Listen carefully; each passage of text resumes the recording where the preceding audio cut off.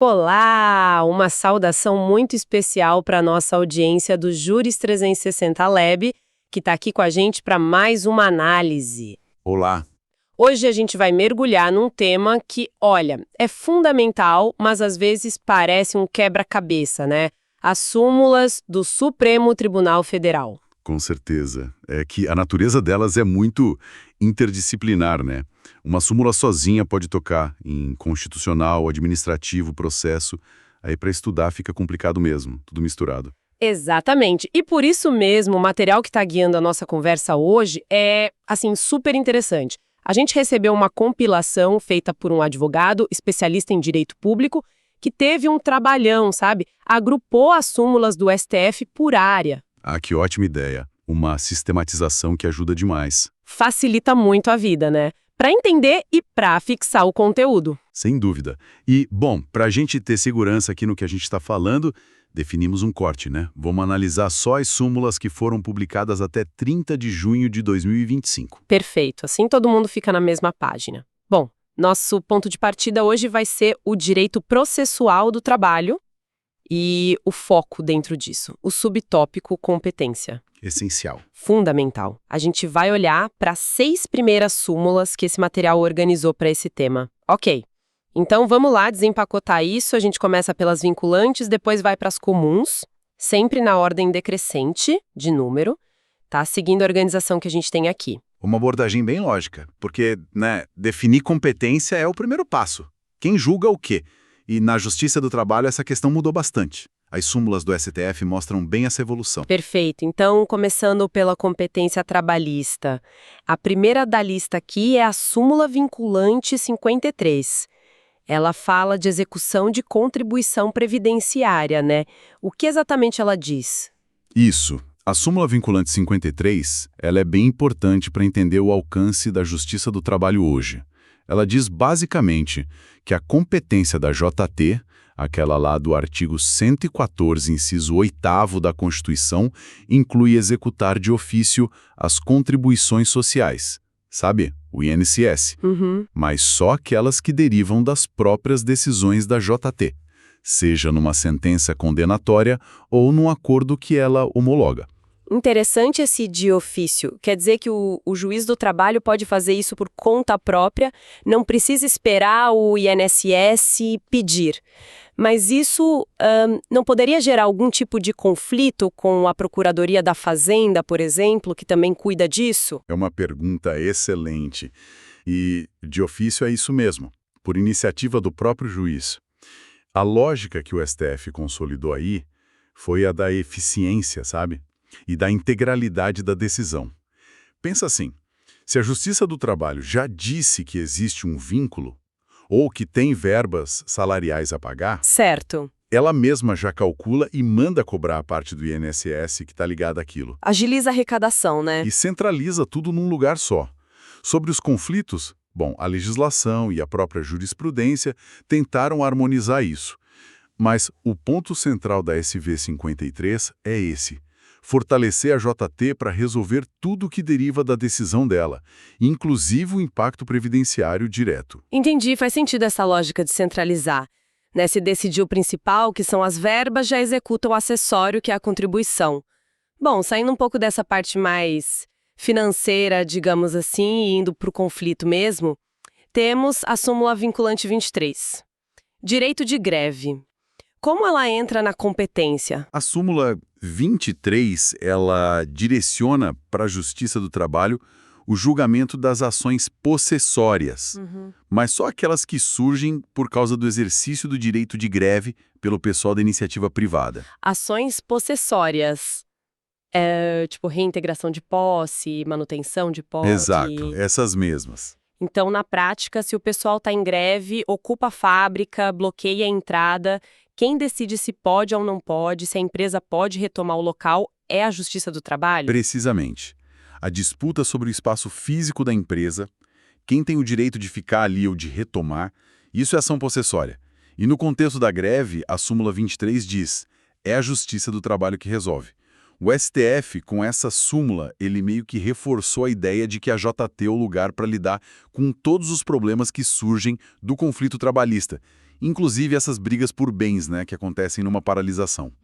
Destaca bem o papel da JT na gestão completa da greve, sabe? Não só o salário, os direitos, mas o conflito em si. Fica bem claro esse alcance. E seguindo a nossa lista, a gente chega numa que é muito, muito comentada e com um impacto prático enorme. Súmula Vinculante 22, Acidentes de Trabalho. Sim, a SV 22 foi um marco, realmente. Ela basicamente diz: compete à Justiça do Trabalho analisar e julgar as ações pedindo indenização por dano moral e material que decorrem de acidente de trabalho. Mas atenção, só quando a ação é movida pelo empregado ou pelos herdeiros dele, né? Contra o empregador.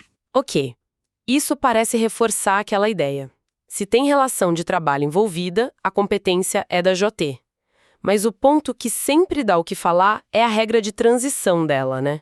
Como ela se aplicou no tempo. Correto. E aqui é que a coisa ficou realmente interessante, teve um impacto gigantesco. A SV 22 foi explícita. Essa competência da JT valia inclusive para aquelas ações que já estavam rolando na Justiça Comum, mas que ainda não tinham sentença de mérito em primeira instância. Isso na data que a Emenda Constitucional 45 de 2004 foi promulgada. Ah, a Emenda 45, a grande reforma do Judiciário que ampliou a competência trabalhista? Exatamente. Foi ela que colocou lá no artigo 114, inciso 6º, essas ações de indenização por acidente de trabalho. A SV 22 veio depois e disse: olha, essa regra nova pega até os processos antigos que ainda não acabaram na primeira instância. O que aconteceu? Uma migração enorme de processos da Justiça Comum para a trabalhista. Nossa! O grande recado ali, sabe, foi o STF dizendo que o custo humano do acidente de trabalho, o dano físico, o moral, o financeiro, quando o empregador pede a conta para o empregador, quem resolve é a Justiça Especializada do Trabalho. Uma virada de chave mesmo, imagino a complexidade disso na época para advogados, juízes, essa transição toda, uau! Bom, fechamos as súmulas vinculantes de competência que estavam na nossa lista. Agora a gente avança para as súmulas comuns do STF, mas ainda nesse tema. A primeira delas é a súmula 736, que parece conversar com a SV 22, não? Conversa bastante, sim. É uma boa conexão.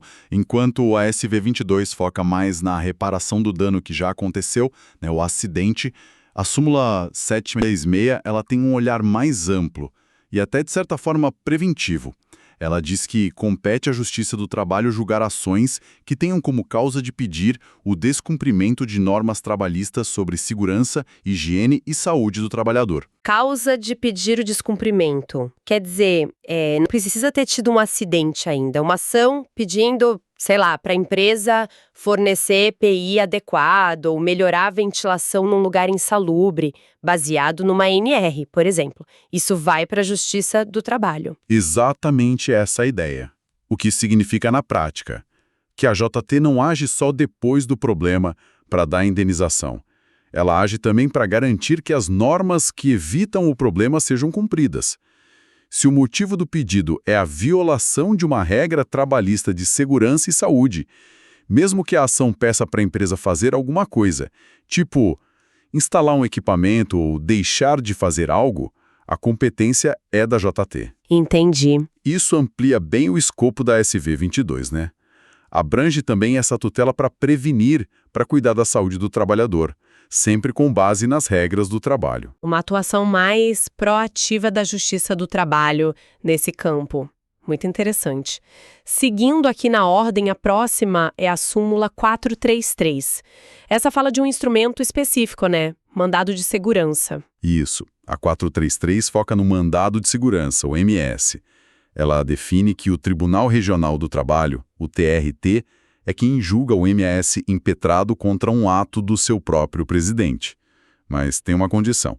Esse ato do presidente tem que ter sido feito lá na fase de execução da sentença trabalhista. Mandado de segurança, só para a gente lembrar rapidinho, para quem talvez não lide com isso todo dia, é aquela ação mais rápida para proteger um direito líquido e certo quando tem um ato ilegal ou abusivo de autoridade, né? Perfeito, é isso mesmo. E a súmula 433 está dizendo o seguinte: se o presidente do TRT toma uma decisão lá na execução, na hora de cobrar o que já foi decidido, e a parte acha que essa decisão é ilegal ou abusiva, o caminho ao mandado de segurança. E quem julga esse MS? O próprio TRT. Não o presidente, claro, mas o órgão colegiado do TRT. Ah, entendi. É uma regra, assim, mais para organizar a competência dentro da própria justiça do trabalho, sabe? Definindo quem revisa os atos da presidência na execução. Faz sentido, uma questão mais de organização interna mesmo. Bom, chegamos à última súmula deste nosso bloco, é a súmula 235, e essa, historicamente, sempre precisa ser comparada com a vinculante 22, né? O que diz a 235? Aqui, olha, tem que ter atenção redobrada mesmo. A súmula 235 diz que é competente para julgar a ação de acidente do trabalho a Justiça Comum Estadual, inclusive em segunda instância. E mesmo que a União ou uma autarquia federal, tipo INSS, seja parte no processo. Opa! Justiça comum, mas a gente acabou de ver com a SV 22 que acidente de trabalho é na trabalhista. Como assim? Isso não é uma contradição direta, ainda mais depois da emenda 45? Parece, né? Parece uma contradição na cara. E por isso que a distinção é tão importante. A chave está no contexto histórico em que ela surgiu e principalmente contra quem a ação é proposta e o que se pede nela. A súmula 235 é bem mais antiga que a emenda 45 e a SV 22. Ah, tá. Historicamente, ela se firmou para aquelas ações que o trabalhador acidentado movia contra o INSS, a autarquia seguradora, pedindo o benefício previdenciário por causa do acidente. Sabe, auxílio-doença acidentário, aposentadoria por invalidez acidentária, pensão por morte acidentária. Entendi. O benefício do INSS. Isso. Já esse V22, ela veio depois da emenda 45 e mirou especificamente na ação de indenização, dano moral material, movida pelo empregado contra o empregador. Ou seja, pedindo a reparação civil pelo dano que ele sofreu por causa da relação de trabalho. São coisas diferentes. Ok. Então a linha seria: pedir benefício para o INSS igual Justiça Comum Estadual, súmula 235. Pedir indenização para o empregador igual Justiça do Trabalho, SV 22. Essa separação ainda vale hoje? Essa é a distinção clássica, sim, e que ainda orienta a maioria dos casos. É crucial olhar quem está no polo passivo, quem é o réu e qual é o pedido.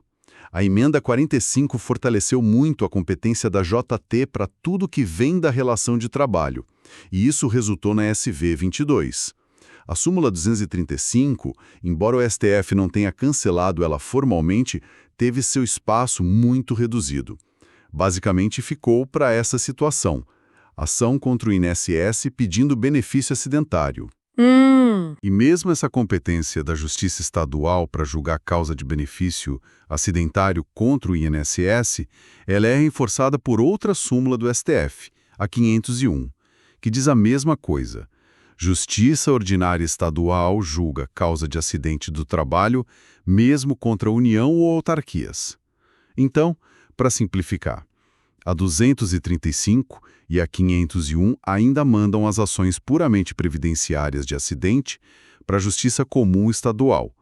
Já a SV 22 e a súmula 736 firmam a competência da JT para as discussões de indenização e prevenção contra o empregador.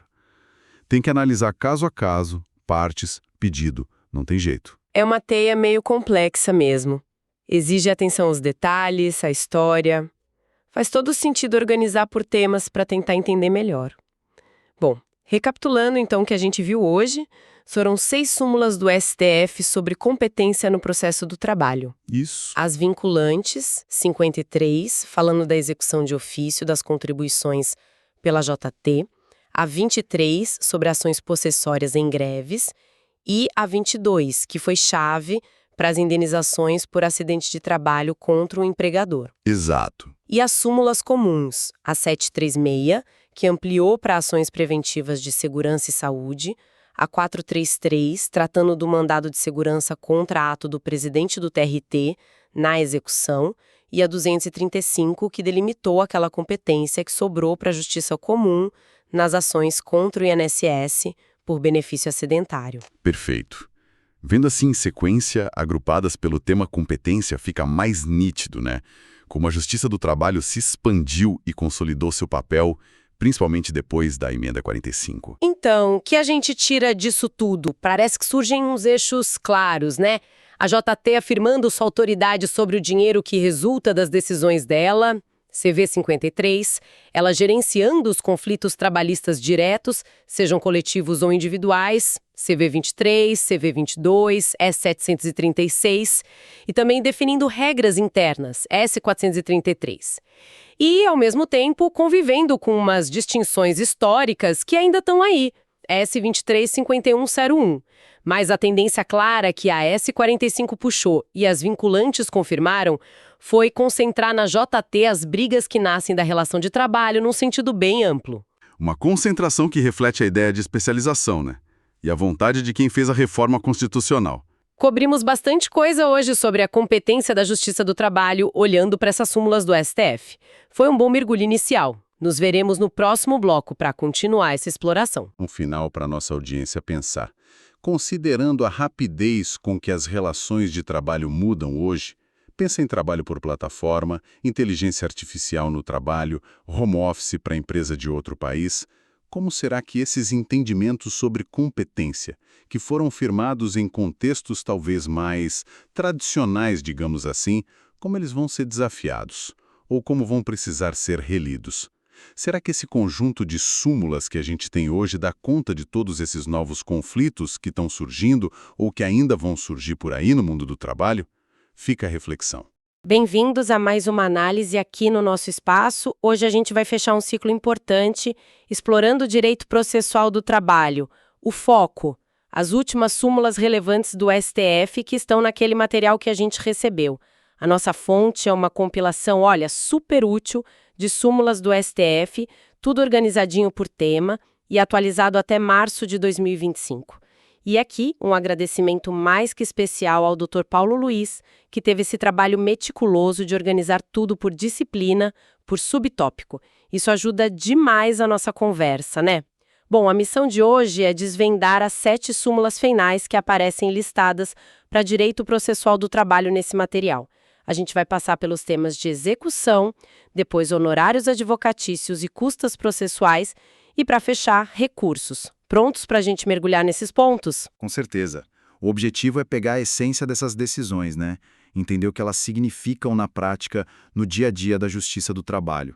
São entendimentos já consolidados que buscam, assim, dar um norte, trazer um pouco mais de segurança jurídica para quem atua na área. Perfeito. Então vamos começar pelo primeiro subtópico que o material indica. Execução no processo trabalhista. Quais são as primeiras súmulas que a gente tem aí? Olha, a gente abre com a súmula 458. O texto dela é bem direto ao ponto. O processo da execução trabalhista não exclui a remissão pelo executado. Remissão. Essa palavra tem um peso jurídico bem específico, né? O que exatamente ela significa nesse contexto de execução trabalhista? Não é algo que a gente ouve todo dia fora do juridiquês, certo? Exato. Não é um termo do dia a dia. Remissão aqui é aquela possibilidade que o devedor, o executado no caso, né, tem de pagar o valor total da dívida, mais as despesas, para evitar que um bem dele, que já foi penhorado, já foi avaliado, vá para leilão ou seja entregue para o credor, que é a adjudicação. É tipo uma última chance de resgatar o bem penhorado, mesmo com a execução já andando. Então, a súmula 458 está dizendo que essa última chance, esse direito de quitar tudo e liberar o bem, também vale na execução trabalhista. Por que foi preciso o STF sumular isso especificamente para a área trabalhista? Tinha alguma dúvida sobre isso? Precisamente. O Código de Processo Civil, o geral, já previa a remissão. A questão era se essa regra se aplicava igualzinho no processo do trabalho, que tem suas particularidades, né? A celeridade, a natureza alimentar do crédito. Poderia ter alguém argumentando que, para garantir mais rápido o pagamento para o trabalhador, esse direito do devedor poderia ser meio que deixado de lado. A súmula 458 veio para dizer, não, esse direito do executado está garantido também na Justiça do Trabalho. O credor trabalhista não pode simplesmente ignorar isso se o devedor quiser exercer a remissão. Entendi. Então, o ponto-chave aqui é harmonizar, né, a execução trabalhista, mesmo com suas regras próprias, não afasta garantias processuais importantes do devedor que estão na lei geral. Busca um equilíbrio. Certo. E qual é o próximo ponto sobre execução nesse material? Seguindo a lista aqui, a gente tem a súmula 227. Ela afirma o seguinte: a concordata do empregador não impede a execução de crédito nem a reclamação de empregado na Justiça do Trabalho. Concordata, nossa, esse termo soa antigo, né? Lembra uma legislação lá de trás, antes da Lei de Recuperação Judicial. Como a gente pode traduzir isso para o contexto de hoje e qual o impacto prático dessa súmula? Exatamente. Concordata era um instituto que existia antes da Lei 11.101 de 2005, que é a atual Lei de Recuperação Judicial e Falências. Era um procedimento assim para empresas com dificuldade financeira tentarem negociar com os credores, se reerguer.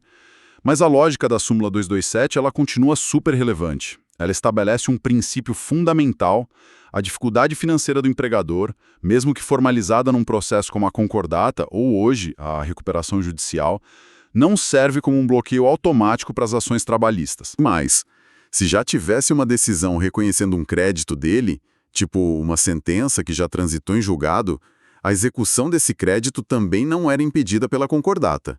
O crédito trabalhista tem um status especial, né? Privilegiado. E a Justiça do Trabalho mantém a competência dela para processar e executar essas dívidas, mesmo com a empresa em crise formalizada nesses processos. Claro, o jeito como a execução vai acontecer pode mudar um pouco, mas o processo em si não para na origem por causa disso. Faz todo sentido. Protege a natureza alimentar do crédito trabalhista, né? Então, a ideia aqui é a autonomia da justiça trabalhista e a prioridade do crédito do empregado, mesmo com a empresa em crise, muito claro. Bom, saindo da execução, o material nos leva agora para honorários advocatícios e custas processuais. Um tema sempre relevante. Sem dúvida. E a primeira súmula listada nesse tópico é a súmula 234. Ela é bem específica, olha só. São devidos honorários de advogado em ação de acidente do trabalho julgada procedente. Ações de acidente de trabalho. Essa competência já mudou algumas vezes, né? Teve época na Justiça Comum, aí depois foi para a Trabalhista, com a Emenda 45. Essa súmula se aplica em que cenário? E por que essa especificidade toda para acidente de trabalho? Ótima observação sobre a competência. Historicamente, muitas ações de acidente de trabalho corriam na Justiça Comum, sim.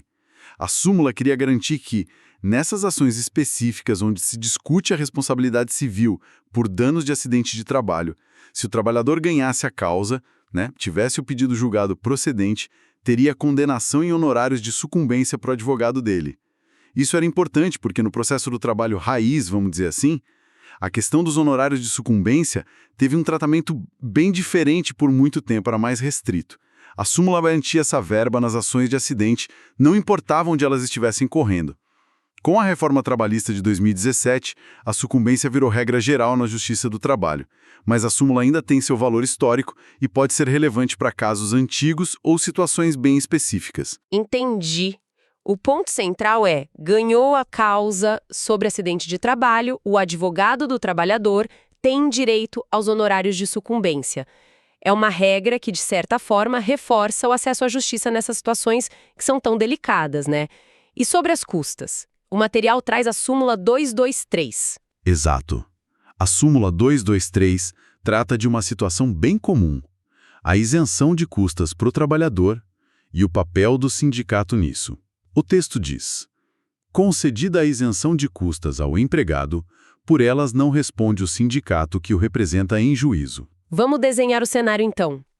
O trabalhador, que geralmente não tem muitas condições, consegue o benefício da justiça gratuita. Não precisa pagar as custas do processo.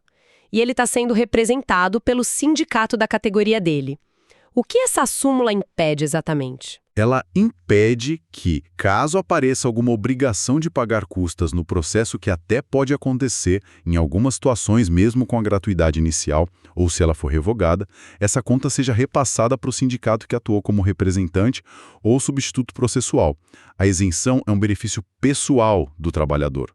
O sindicato, ao representar ele, não vira o responsável por eventuais custas que seriam devidas pelo indivíduo, caso ele não fosse isento. Entende? Isso parece fundamental para a atuação dos sindicatos, não? Imagina se eles tivessem que arcar com custas de todos os processos em que representam trabalhadores gratuitos. Poderia até inviabilizar essa assistência. Sem dúvida alguma. A súmula protege a capacidade dos sindicatos de fazerem o trabalho deles, defender os interesses da categoria, especialmente dos trabalhadores mais vulneráveis economicamente, sem correr o risco de serem eles onerados financeiramente pelas custas processuais dos representados. O insight aqui é a proteção da representação sindical como um instrumento de acesso à justiça. Perfeito. Cobrimos execução e honorários custas. O material agora nos direciona para o último subtópico: recursos na Justiça do Trabalho. O que temos por aqui? Bom, a gente começa com a súmula 457, que define um aspecto bem importante da atuação do Tribunal Superior do Trabalho, o TST. Diz ela: o Tribunal Superior do Trabalho, conhecendo da revista, julgará a causa, aplicando o direito à espécie. Conhecendo da revista, isso quer dizer quando o TST aceita analisar o recurso de revista, isso? E aplicar o direito à espécie. Isso soa como algo que busca eficiência, né? Qual o significado prático disso? Exatamente. O recurso de revista é aquele recurso que vai para o TST para tentar uniformizar a interpretação da Lei Trabalhista Federal. Conhecer do recurso significa que o TST entendeu que os requisitos para ele analisar foram cumpridos. Teve divergência de interpretação entre tribunais, violação de lei federal, essas coisas. Uma vez conhecido o recurso, a súmula 457, que é meio que um espelho da súmula 456 do STF para o recurso extraordinário, estabelece que o TST não deve só dizer qual é a tese jurídica certa e mandar o processo de volta para o Tribunal Regional, para o TRT, aplicar essa tese e rejulgar. Não. O TST deve ir além. Ele mesmo deve dar um novo julgamento para o caso concreto, aplicando a tese correta aos fatos que já estão ali no processo. Ah, então é um mecanismo de celeridade processual bem poderoso. Evita aquele ping-pong entre o TST e o TRT. O TST já resolve de vez a questão de mérito ali. Precisamente. A ideia é dar uma solução final e mais rápida para o conflito, garantindo a aplicação uniforme do direito e a efetividade da decisão. O TST meio que assume a responsável de dar a palavra final sobre aquele caso concreto, aplicando a interpretação jurídica que ele definiu como correta. É um princípio de economia processual e de efetividade lá na instância superior. Muito interessante mesmo. Mostra um TST com um papel mais definidor do que só ficar revisando teses. Seguindo a lista, qual a próxima súmula sobre recursos? Aí temos a súmula 315. Essa trata de um requisito formal, um detalhe de procedimento, mas que pode ser crucial, sabe? O texto é assim: indispensável o traslado das razões da revista para julgamento pelo Tribunal Superior do Trabalho do agravo para sua admissão. Certo, vamos decodificar isso aí. Se o recurso de revista de uma parte é trancado, ou seja, não é admitido lá no TRT, a parte pode recorrer dessa decisão para o TST usando um agravo de instrumento, tentando destrancar a revista. É esse o cenário, né? Perfeitamente. O agravo de instrumento no processo do trabalho serve basicamente para isso: tentar fazer chegar ao TST um recurso de revista que foi barrado no Tribunal Regional. E o que a súmula 315 exige para esse agravo poder ser julgado? O que é esse traslado das razões da revista? Traslado aqui significa cópia. A súmula exige que, na hora de montar o agravo de instrumento, a parte coloque obrigatoriamente uma cópia completa das razões do recurso de revista original, aquele que foi trancado. Não adianta só argumentar no agravo porque a decisão de trancar foi errada. Tem que anexar o próprio recurso principal que se quer ver julgado.